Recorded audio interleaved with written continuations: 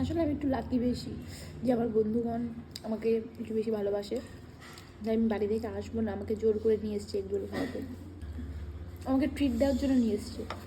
Basically নিজেও egg roll খেতে এসছে, আমার বলছে চল, আমি একা একা কেন যাবো, তোকে নিয়ে যাই। এখন 2টো রোল নেওয়া হয়েছে, ও একটা খাবে, আমি একটা। রোলটা আর ভালো লাগছে না খেতে, আর কিছু অর্ডার দেবো নাকি? দেওয়াই যায় কিন্তু অর্ডার, তুই যেহেতু খাওয়াবি। এখানে বিরিয়ানির দাম অনেক কম, খাওয়াবি? আমি তখন অনেক টাকা দাম, এখানে চিকেন বিরিয়ানি 110 টাকা, খাওয়াবি? অর্ডার দিচ্ছি কিন্তু তাহলে বিরিয়ানি।